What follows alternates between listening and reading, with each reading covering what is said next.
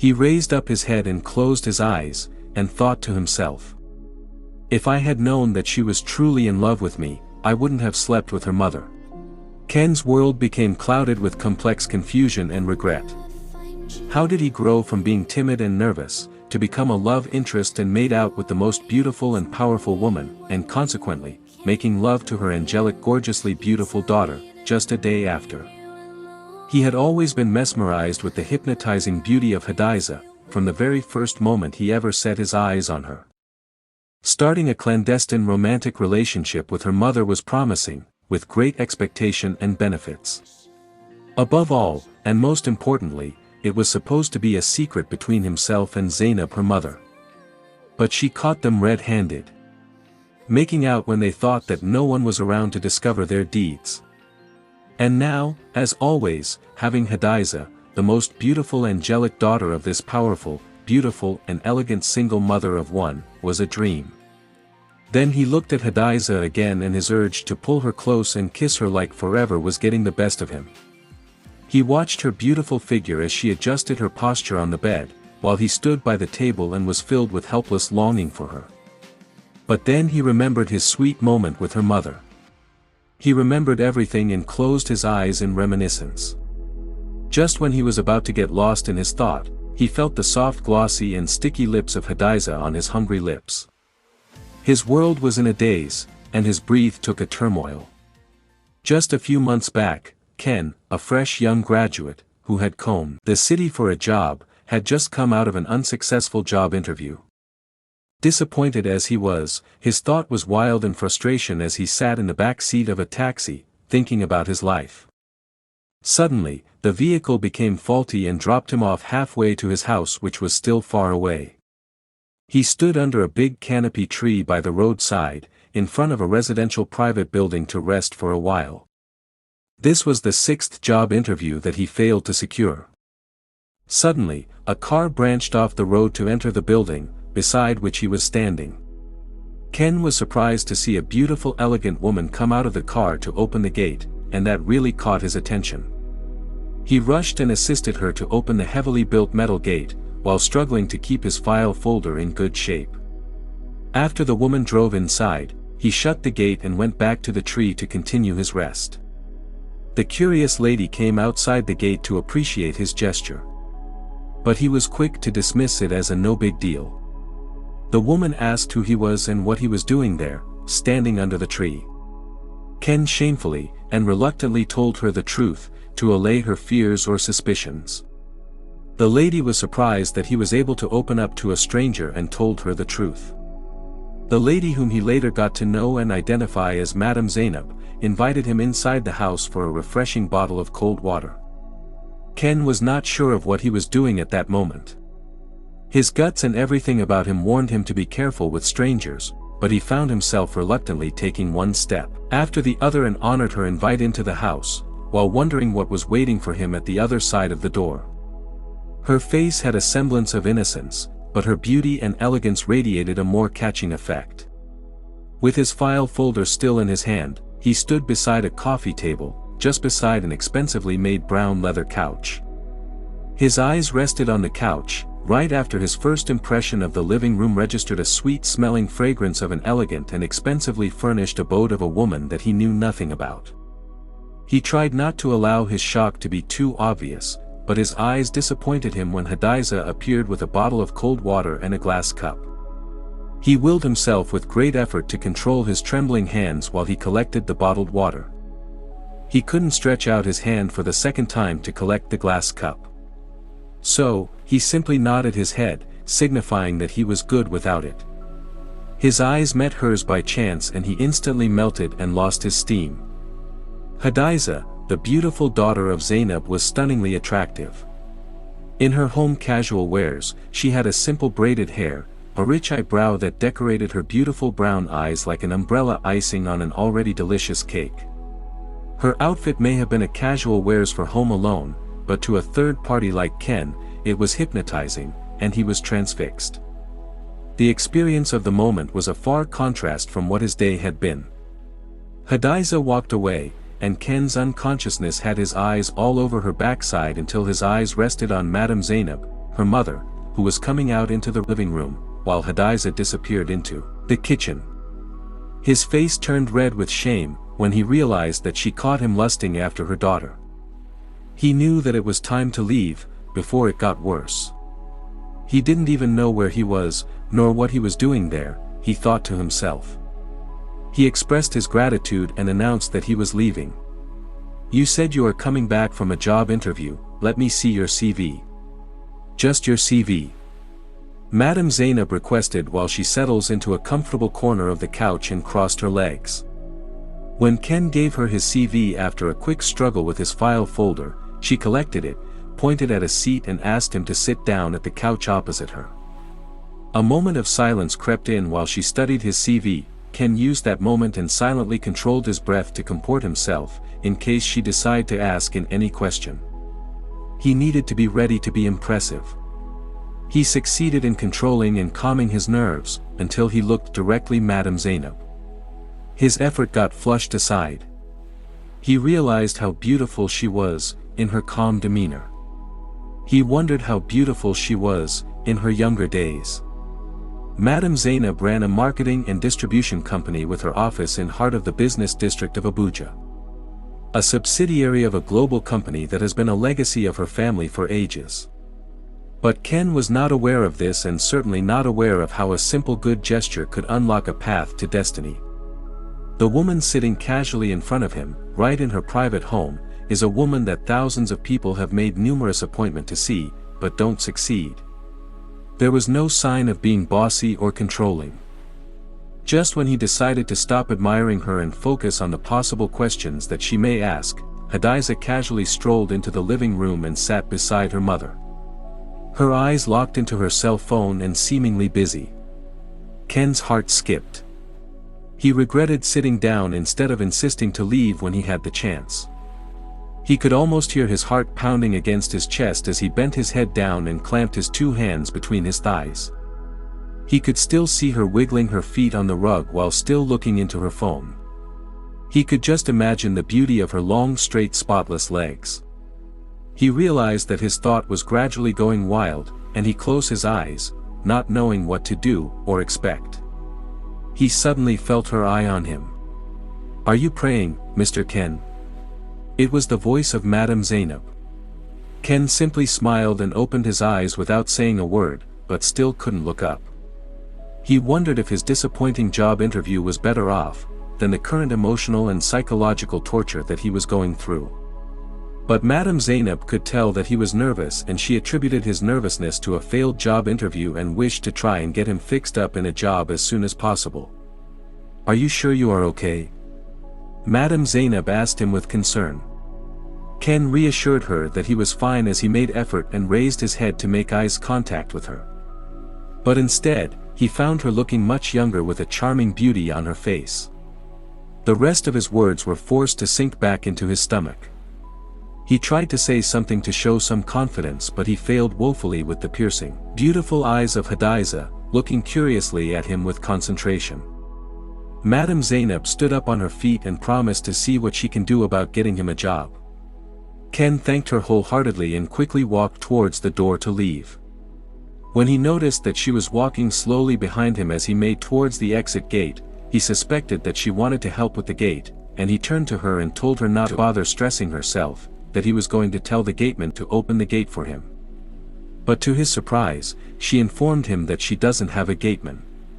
The last gateman recently traveled back to his village a week earlier. The information sparked a shift in him. A quick thinking aroused an interest in him, and he quietly asked, "Madam, do you need a new gateman?" "Do you have someone that is interested and can do it?" she asked him. "Yes, Ma, I can do it," Ken informed. "You? Come on, Ken, things can't be that bad. You are a college graduate with your degree, you shouldn't condescend to that level." Madame Zainab opposed. "I can do it, Ma, pending when I get a better job. I can do it. Not just the gate, I can be a handyman around. I also know about electricals, and plumbing jobs was my side hustle that paid my bills while I was in school. Right now, I need something to keep me going. Anything for the time being." Ken informed her appealingly. She remained thoughtful for a while, realizing that he could be an asset in her company, and she really wanted to help him. "You can start tomorrow for now, while I think of something befitting around the office." "Can you drive?" she asked. "Yes, Ma, I can drive, but my driver's license is expired." "I haven't renewed it yet," Ken informed her. "It's okay. I will see you tomorrow morning at 8 a.m. she said and dismissed him. It was already more than 2 months since Ken was temporarily employed to handle some manly tasks in the house, while his primary assignment was at the entrance gate of the house. He became so much useful and helpful to the family, that he was also trusted and taken as a family member within such a short time. Everything worked out so well for him. Madame Zainab held him close in her heart and took him as a member of her family with full trust.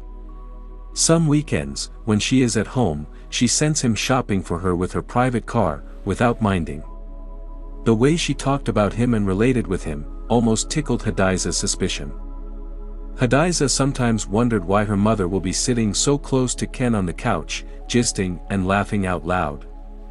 They seemed to be too cordial, but Hadiza could definitely see through, and she trusted that there was nothing happening.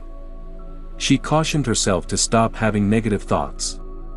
She knew how nice her mother can be, and she understood that her mother just wanted Ken to feel appreciated and feel at home. Especially after the last guy she employed for the job ran away. In a twist of development that manifested from accumulated suspicion and belief, Hadiza stood angrily at the gate, enduring the early afternoon hot sun. A friend from her school had invited her to join them in an organized trip, but her excitement was cut short when she got to the pickup spot, only to realize that the bus had left without her. She called her friend on phone, but only to confirm that they had gone too far and couldn't come back for her. She had no choice but to return back home after already informing her mother that she was going for a 3-day trip that was carefully planned by a reputable tourism company. She got back and knocked severally on the gate, but there was no response. She called Ken's cell phone, but he wasn't picking. Hadiza was really pissed off. But her instinct got her to try the gate, and she did. Only to discover that the gate was not even bolted from the inside. Then she managed to ease her mind when she realized that Ken may not have gone far, but probably on a quick errand. She got herself into the compound and was hit with a surprise to discover that her mother's car was still at home, and then she wondered what could have happened. Her emotions softened to a mixed feeling because she felt it was a good thing that she didn't have to wait for long to lay her complaint to her mother about Ken, for abandoning the gate, and about her disappointing outing. But then again, she thought to herself, what if he was busy with something important? Well, she was home and she couldn't wait to drop her bag and rest. She got into the house and sluggishly made her way upstairs. It seemed quiet at first, but she noticed that her mother's room was almost half opened. That was strange. A sense of fright suddenly grabbed her, but she became curious and quickened her steps. Right there by the door, she halted to the least expected sound that she hated to confirm what it was. It was unmistaken. It was the sound that everyone knows and understands. The moaning. The ecstasy that was only fully expressed in sounds. The soft whispers from sweet delightful exhaustion. She leaned her back against the wall, by the side of the half-opened bedroom door. She raised her head up and looked at the ceiling as if looking for answers from the roof. But it was simply an act of surrender to the heavenlies for all that the day had brought her way on that fateful day. 2 days later, just after sunrise, Hadiza got up from her bed and slid the window curtain open for the morning sun to filter into her room. Then she noticed Ken dropping a bag by the gate. She watched him as he went back to the boys' quarter to bring a second bag, which was smaller than the first bag. Her heart pounded faster and heavier with fear that he may really be leaving. She watched him standing at the gate and seemed to be contemplating something. And just when she wanted to call out for him to stay, he turned around and started coming towards the main house. She quickly rushed and put on some clothes. But what if he was coning inside to hurt her and run away? What if he was coming to do something bad and harmful to her before running away to where he could not be reached? These and similar thoughts ran through her mind, and then she said out loud to herself, was this all a mistake? Now, this is what happened the previous day. The previous morning at about 5 a.m., Hadiza was restless and so much needed some sleep because she had not slept all night. The thought of what she had personally witnessed between her mother and Ken was too hard to swallow. The guilt and vulnerability that was written all over her mother when she came to her room to express her surprise that Hadiza came back home unexpected was overwhelming. The shame was too much that her mother couldn't even look into her face, steadily. After the deed on that faithful day, Ken had come out first, but when he noticed that Hadiza had come back while they were having fun, he quickly informed Zainab, her mother. Zainab was shocked, and it was obvious that Hadiza had seen it all, because the door was open.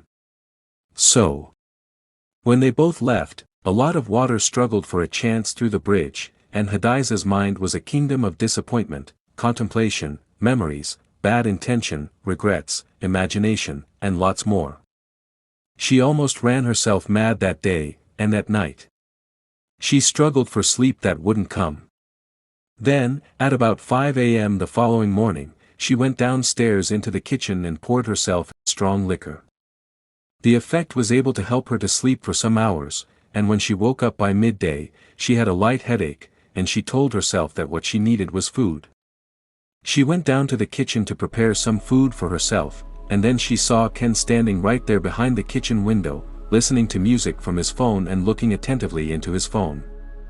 Hadiza tried to reignite the bitterness that had crumbled her the previous day and night, but an idea took a stand in her mind. She went back upstairs and called Ken to come up into her room. Ken showed up at her bedroom door, wondering why she called him. Unknown to him, her camera was already recording from a hidden strategic position. She took one glance at him and almost admitted that he looked more attractive than he really was. She urged him to come inside and close the door behind him. "Did you enjoy yourself, yesterday?" she asked calmly after a few seconds without looking up at him from her sitting position on the side of her bed. Ken was quiet with his head bowed and looking down at his fingers as he held his hands together and having a mixed feelings of guilt and shame. Then she stood up and faced him with her hands across her chest. "You disappointed me, Ken," she said intentionally, and their eyes met at a glance and Ken quickly looked away without saying anything. She quickly glanced at her camera to be sure that it was covering from that angle. "I trusted you, Ken. Or maybe it was my fault. Maybe. Just maybe." She continued, and Ken was getting confused about what she was saying as she slowly moved close to him. Very close to him. "I have loved you from the very first day that you came into this house. I prayed every day for you to pick up interest and make the move, but instead you went for my mom." She said that part in a whisper and sounded seductive, but she made sure that her camera did not capture that part of the audio. "I gave you all the signs, and all the green lights. Have you been ignoring me on purpose? I waited for you, Ken." She slowly walked around him, with her left hand around his waist. Then she stopped right in front of him, and wrapped her arms around him and looked into his eyes. "Ken, I have been waiting for you for too long. Don't you want me?" Before he could say anything, she kissed him deeply and hungrily for about 10 seconds, and then she disengaged. "I almost gave up on you, thinking that you were not man enough. But you have proven yourself to be a real man." Just when she turned to walk back to her bed, she felt his hand grabbed hers. "I didn't know that you had feelings for me," he said. "Of course I had feelings for you," she responded and pulled him along with her to the bed. He wasn't really convinced, and his instinct kept pulling him back, but Hadiza was too beautiful and attractive and the appeal was just too much to resist. She cajoled him and seduced him convincingly enough, and Ken succumbed.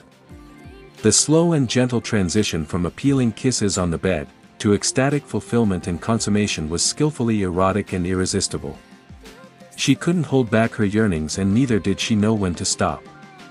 She did not realize how far she had gone, until it was completely done. And she began to regain flashes of her consciousness. When she realized what just happened, she pushed him off the bed and away from herself. Realizing that she had lost control and Ken had already gone too far and all the way with her. It wasn't what she had in mind. She only wanted the whole thing and the video recording to stop at the point where he kissed her on the bed, while on top of her. So that she could use that as an evidence against him. But the energy of her accumulated anger and disappointment had easily transformed to an endless craving desire, which just got the best of her. Now she was angry with herself as she went over and picked up the camera and announced to him that she was recording the whole thing all along. Ken was shocked and dumbfounded. She warned him that she was going to show the video to her mother if he doesn't leave the house by the following morning. Ken reluctantly agreed to leave and went over to the boys' quarter and prepared to leave by the following morning without any reason or goodbye to Madame Zainab. So, now. Back to present day. When she watched him with his bags at the gate, preparing to leave, so many thoughts ran through her mind and she was totally confused about the right thing to do. Now that Ken was coming into the house, she wished it was for peace. She wished he was only coming to tell her goodbye. When she heard his footsteps on the hallway, she had a strong feeling that he was going to strangle her. And with the aggressive sound of his feet on the floor as he approaches, she was so sure that danger was right within. She jumped up and made for her phone to call her mom, but right then, she heard a gentle knock on the door. And Ken walked inside when she urged him inside without realizing that she had not successfully dialed her mother's number yet. I am sorry for everything that has happened between the three of us. Me, you, and your mom. Your mom is a very nice person, and so are you. I don't know why things turned out this way, but whatever it is, life goes on. Maybe it was meant to end up this way. I don't regret that I ever met you people. Thank you for the short time we spent together. It was great. Whatever you chose to tell your mom about me, please don't do too much damage to my reputation because we don't know where we may meet again. I have already crushed and destroyed my SIM, so that your mom is not able to reach me again for confirmation of whatever you tell her. Whatever makes you happy is fine by me. Ken was still talking when she jumped up and held his hand and pleaded with him not to leave. Earlier that morning when she woke up, the thought of Ken and everything that had happened just within the last 3 days got her reflecting deeply. Her heart began to soften on a gentle slope. She woke up that morning, thinking about him. She pretended to downplay flashes of sweet memories of the previous day with him. She knew she enjoyed what happened between them. Even though she never intended to go that far with him. But she couldn't resist his skills and what he did to make her lose total control. It was all too late for her when she realized herself. Now she just wanted him more. She pleaded with him on her knees, and promised that she can never show such a video to her mother. Knowing very well that the video will implicate her too. She was way too involved in the whole act in the video, and she promised to destroy it. Ken reminded her that he had already packed his things and had destroyed his SIM card, but she promised to replace or retrieve the SIM for him. She was almost in tears, and Ken couldn't let her cry on his account. An hour later, Ken was sitting on the edge of his bed in the boys' quarter with his bags, already unpacked. He was quiet, but in deep thought. If this story succeeded in tickling your interest and you like our story, please do well to subscribe to our channel. More beautiful stories are sure to come your way. And a lot more are already available for your pleasure on this channel. Tell us what you think about the story on the comments section and don't forget to click the like button. Stay blessed.